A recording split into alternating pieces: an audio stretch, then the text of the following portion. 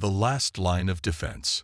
The holographic display bathed Captain Sarah Chen's face in an eerie blue glow as she watched the massive Kryvax fleet emerge from hyperspace. 100,000 ships filled the void between Mars and Jupiter, their crystalline hulls refracting starlight like a sea of diamonds. Her single vessel, the VSS Defiant, seemed impossibly small in comparison. Status report, Sarah commanded, her voice steady despite the weight of humanity's survival resting on her shoulders. All systems nominal. Captain. Lieutenant Marcus Rodriguez responded from the tactical station.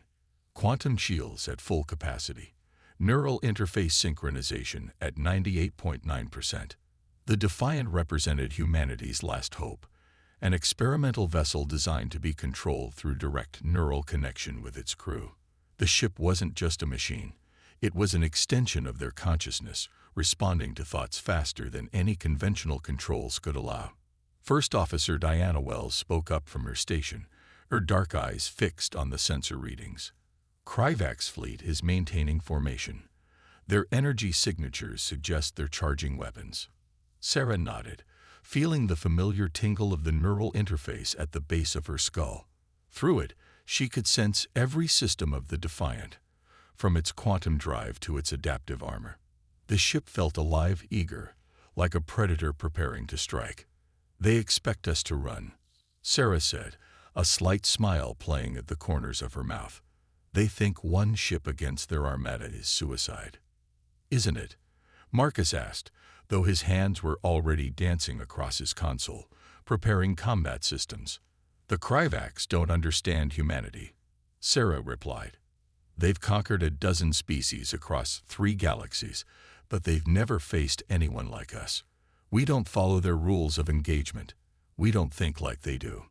The neural interface hummed as Sarah accessed the ship's tactical systems. The Defiant was unique, smaller than a conventional destroyer, but armed with technologies the Kryvax had never encountered. Its quantum shields could adapt to any weapon frequency. Its hull could reconfigure itself mid-battle. But its true advantage lay in its crew's ability to react at the speed of thought. "They're broadcasting, Captain," Diana reported. "The usual surrender demands." On the main screen, a Kryvax commander appeared. Their crystalline exoskeleton caught the light, creating rainbow patterns across their angular features. "Humans," the alien's voice resonated through the bridge, translated in real time. "Your resistance ends today. Surrender your vessel and submit to assimilation. This is your only warning." Sarah stood from her command chair, squaring her shoulders. "This is Captain Sarah Chen of the VSS Defiant. We've received your message." She paused, making eye contact with each of her bridge crew. They all nodded, ready for what came next. "And our answer is no." The Kryvax commander's crystalline features shifted in what might have been surprise. "You cannot hope to prevail. Our fleet will." Sarah cut the transmission with a thought. "Battle stations. Initialize combat protocols, Delta 7. The bridge transformed as holographic displays expanded, creating a 3-dimensional representation of the battlefield around them. Through the neural interface, Sarah could feel her crew's determination, their minds linking with the ship's systems in perfect harmony. "The Kryvax expect us to either surrender or die heroically," Sarah addressed her crew. "They base their strategies on overwhelming force and technological superiority, but they've never faced a ship like the Defiant or a crew like you." The enemy fleet began to move, spreading out in a standard encirclement pattern. They were about to learn that humanity's greatest strength wasn't in numbers or technology. It was in their ability to innovate, to think differently, to do the unexpected. "Marcus, target their command ship's communication array. Diana, plot an attack vector through their formation's weakest point. Let's show them why they should have run when they had the chance." The Defiant's engines flared to life, its quantum drive humming with power. Through the neural interface, Sarah could feel the ship's eagerness matching her own. They were about to make history, either as the saviors of humanity or as its last defenders. But Sarah Chen had no intention of losing this fight. The Kryvax were about to learn why challenging humanity was the biggest mistake they'd ever made. Mind games. The Defiant shot through space like a bullet, its quantum drive leaving a trail of distorted reality in its wake. Sarah felt every movement of the ship, as if it were her own body, the neural interface translating the vessel's sensations directly into her consciousness. Multiple targeting locks, Marcus reported, his voice tight with concentration. They're trying to box us in. Through the holographic display, Sarah watched as thousands of Kryvax ships moved to intercept them. Their crystalline hulls glowed with charged weapons, creating a deadly web of potential firepower. But Sarah saw something they didn't. Patterns in their movement, predictability in their tactics. Diana, initiate chaos protocol, Sarah commanded. The neural interface tingled as the ship's systems reconfigured themselves. Let's show them why traditional targeting systems are obsolete. The Defiant's quantum shields began to flicker and shift, creating multiple ghost images of the ship. Each image was a perfect replica, indistinguishable from the original on Kryvax sensors. It was technology born from humanity's understanding of quantum mechanics, the ability to exist in multiple probable states simultaneously. Their fleet is responding, Diana reported, her mind merged with the ship's sensor array. They're splitting their fire. The void erupted with energy as thousands of Kryvax weapons discharged simultaneously. But the Defiant was already moving, its actual position known only to its neural-linked crew. Through the interface, Sarah could feel the ship's movements as intuitive as breathing. Now, Marcus, hit their command ship. The Defiant's main weapon powered up, not a conventional energy weapon, but a concentrated beam of quantum-entangled particles. When it struck the Kryvax command ship's communication array, the effect was instantaneous. The crystalline structure didn't just break. It shattered at the quantum level, taking their primary communication network with it. Direct hit, Marcus confirmed, a note of satisfaction in his voice. Their fleet coordination is compromised. Sarah allowed herself a small smile. The Kryvax relied heavily on their hierarchical command structure. Without it, they would have to fall back on individual ship commanders making decisions, exactly what she wanted. Their formation is breaking down, Diana observed. Individual ship commanders are taking initiative, but their responses are chaotic. Through the neural interface, Sarah shared tactical data with her crew instantly. The Kryvax fleet was massive, but size meant nothing without coordination. Their ships began to move in conflicting patterns, some advancing aggressively while others maintained defensive positions. They're not used to this, Sarah said, watching the confusion spread through the enemy fleet. Their entire military doctrine is based on perfect coordination and overwhelming force. Take that away. And they fall apart, Marcus finished. But victory was far from assured. Even in disarray, the Kryvax fleet was incredibly dangerous. Energy beams and plasma torpedoes filled space around them, forcing the Defiant into increasingly complex evasive maneuvers. Multiple impacts on quantum shields, Diana reported. They're learning, adapting their firing patterns to account for our ghost images. Sarah nodded, feeling the strain through the neural interface as the ship's systems worked to maintain their defensive screen. They're intelligent opponents. We knew they would adapt. Time for Phase 2. She reached deeper into the neural interface, connecting not just with the ship's systems, but with the quantum computational core that gave the Defiant its unique capabilities. Images flowed through her mind. Sensor data, tactical readouts, probability calculations, all processing faster than conscious thought. Diana, plot a course through their rear formation. Marcus, prepare to execute attack pattern Omega. Captain, Marcus hesitated. Omega pattern hasn't been tested in actual combat. The neural load cold. Could overload our interfaces, yes. Sarah finished. But it's a risk we have to take. The Kryvax are adapting faster than expected. We need to end this before they can reorganize. Her crew fell silent, understanding the stakes. The neural interface technology that gave them their edge was experimental, pushed well beyond its intended limits. But humanity hadn't survived this long by playing it safe. Pattern Omega loading, Marcus confirmed. Through the interface, Sarah could feel the ship's weapons systems reconfiguring, preparing for something the Kryvax had never encountered. The enemy fleet continued to press their attack, their superior numbers beginning to overcome their lack of coordination. Energy beams sliced through space where the Defiant had been microseconds before, while crystalline fighters launched from carrier ships in swarms. Sarah took a deep breath, feeling the combined consciousness of her crew through the neural link. They were ready. The Defiant's quantum drive spooled up, preparing for maneuvers that would have torn any conventional ship apart. "Remember," she said to her crew, "the Kryvax think they understand warfare. They think they understand technology. Let's show them how much they have to learn about both." The battle was about to enter a new phase, and Sarah Chen intended to teach the Kryvax a lesson they would never forget, if any of them survived to remember it. The hunter becomes the hunted. The Defiant erupted into action, its quantum drive pushing the boundaries of physics as attack pattern Omega began. Sarah felt the neural interface burn white-hot in her mind as the ship's systems pushed to their limits. Around them, space itself seemed to twist and bend.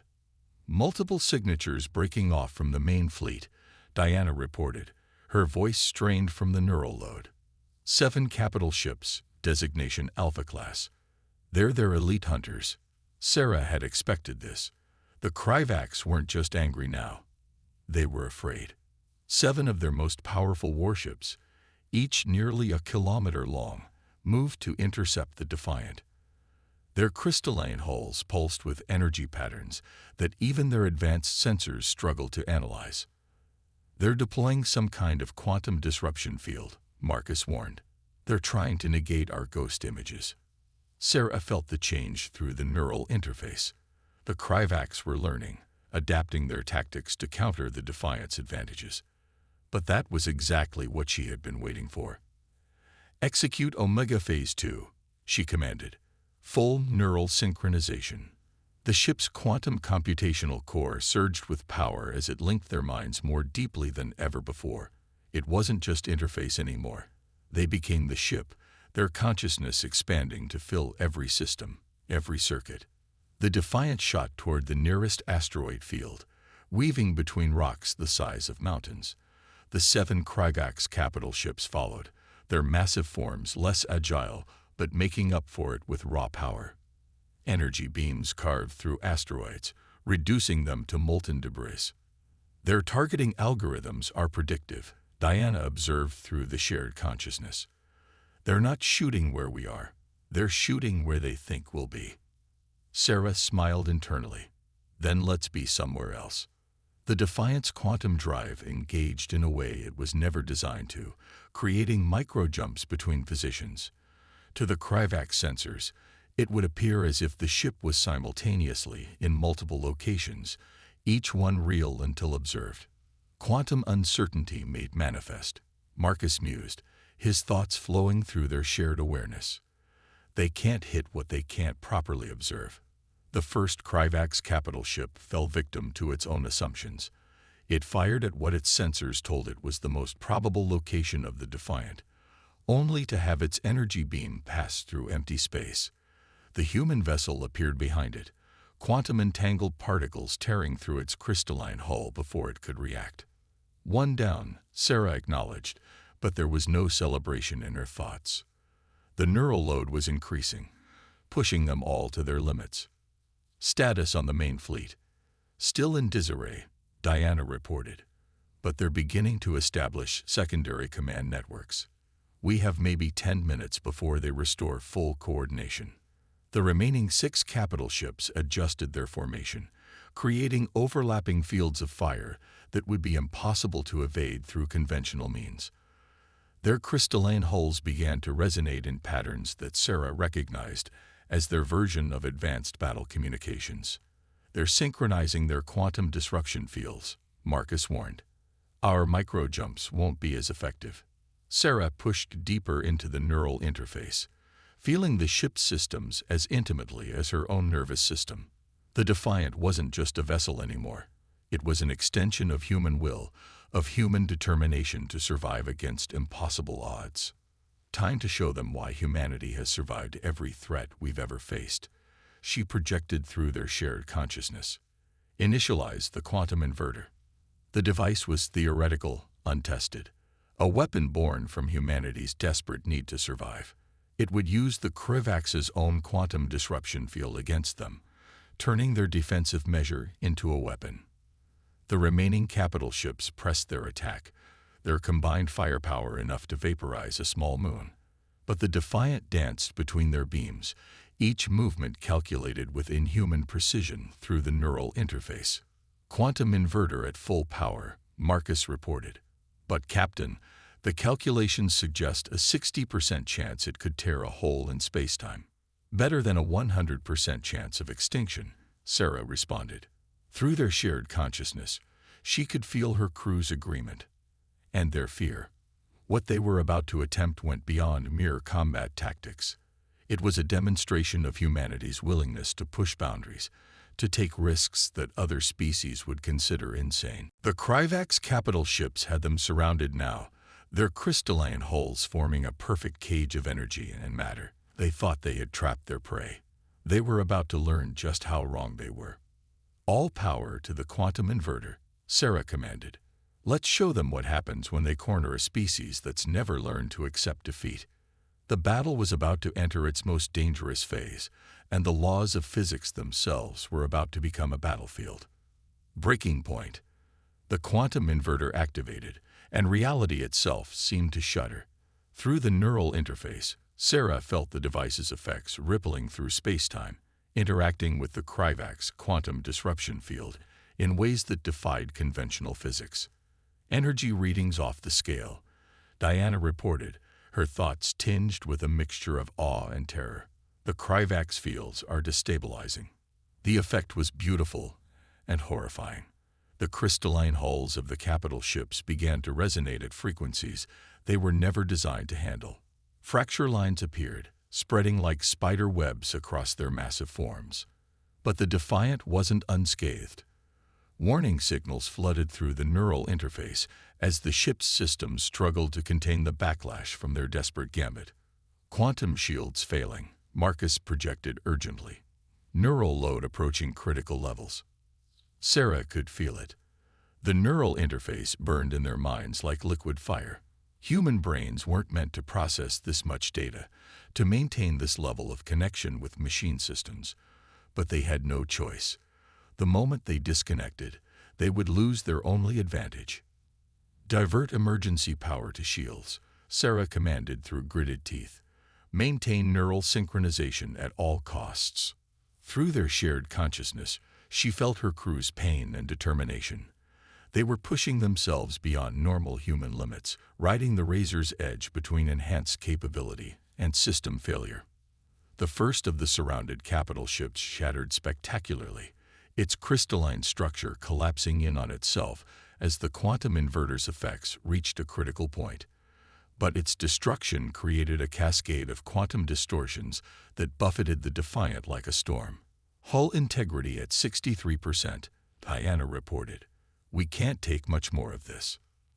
The remaining Krivax ships were adapting, attempting to modulate their quantum fields to counter the inverter's effects. Their crystalline hulls vibrated, changing frequency to resist the destructive resonance. They're learning too fast, Marcus warned. The inverter's effectiveness is dropping. Sarah pushed deeper into the neural link, ignoring the searing pain in her skull.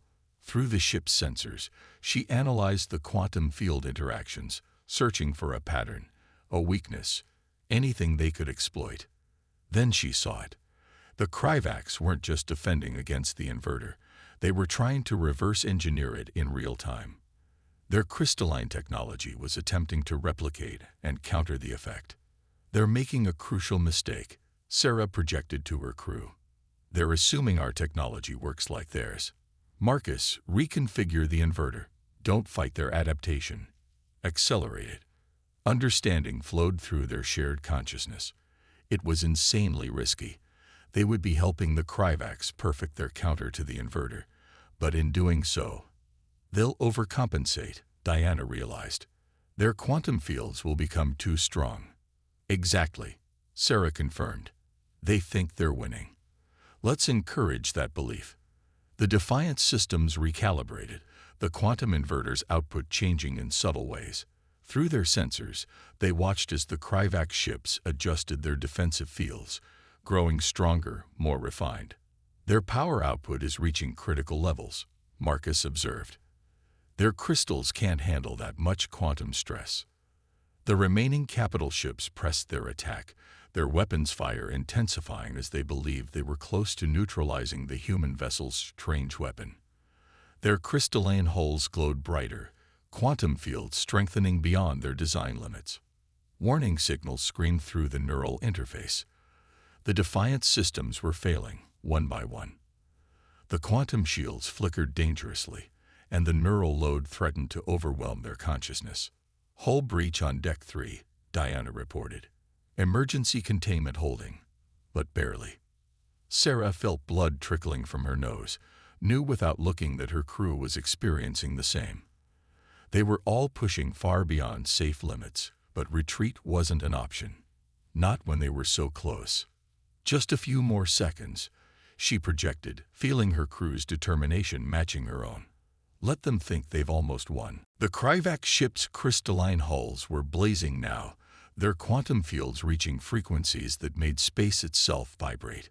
They didn't realize they had fallen into a trap of their own making, their precise, logical minds unable to conceive that their enemies would intentionally appear weak to draw them into a fatal mistake. Now, Sarah commanded, her thought cutting through the pain of neural overload. Cut power to the inverter. All shields to maximum. The Defiance quantum inverter shut down just as the Kryvax ship's overcharged quantum fields reached their breaking point. What happened next would rewrite physics textbooks, if anyone survived to record it. The question was, would humanity's greatest gambit prove to be their salvation or their doom? Checkmate. Space itself screamed. The overcharged quantum fields of the Kryvax capital ships collapsed in on themselves, creating a cascade of energy that defied the laws of physics. Their crystalline hulls, pushed beyond their structural limits, shattered into billions of pieces, each fragment carrying enough energy to vaporize a small asteroid. Brace for impact. Sarah's thought cut through the neural interface like a blade. The Defiance quantum shields flared as they absorbed the backlash, straining against forces they were never designed to withstand.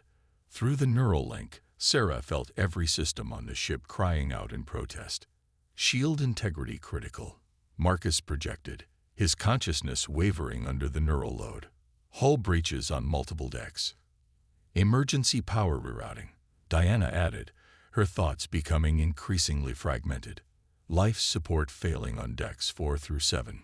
The destruction of the capital ships had created a ripple effect through space-time itself. The quantum distortions spread outward, catching the main Kryvax fleet in their wake.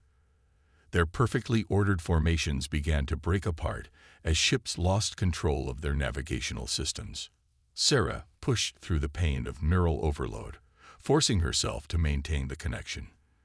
Through the ship's sensors, she watched as chaos engulfed the enemy fleet.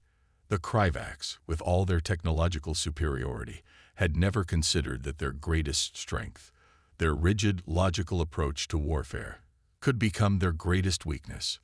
Main fleet is in disarray, Diana reported. Their quantum communications are completely disrupted. They can't coordinate. The holographic display showed thousands of Kryvax ships, their crystalline hulls resonating dangerously as the quantum distortions washed over them.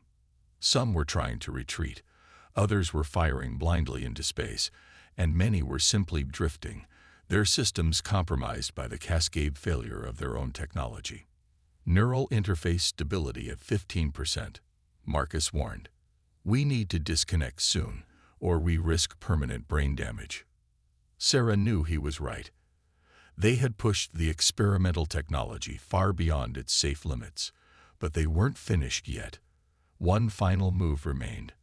Broadcasting on all frequencies, she commanded, ignoring the blood now flowing freely from her nose and ears. Let them hear humanity's voice. Through the chaos of battle, through the quantum distortions still rippling through space, Sarah Chen's voice reached every surviving Kryvax ship. This is Captain Chen of the VSS Defiant.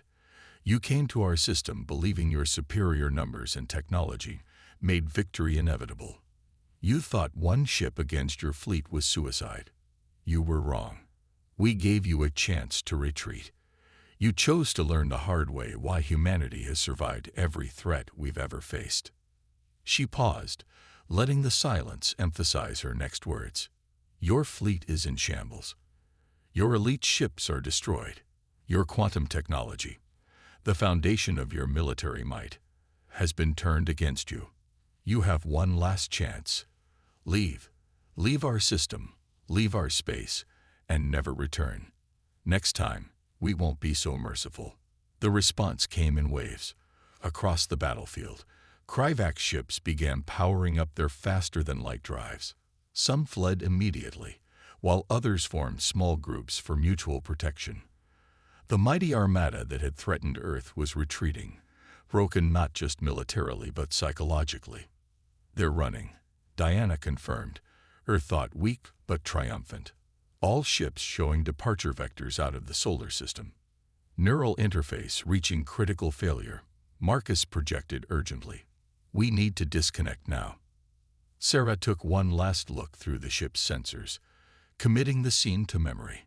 A single human vessel had faced an alien armada and emerged victorious, not through superior firepower or numbers, but through the qualities that made humanity unique: creativity, adaptability, and the willingness to risk everything for survival. Disengage neural interface, she commanded. All crew, prepare for emergency medical procedures. The connection broke, and reality came crashing back. Sarah found herself in her command chair, her uniform soaked with blood from her nose and ears. Around her, her crew were in similar states, exhausted, injured, but alive.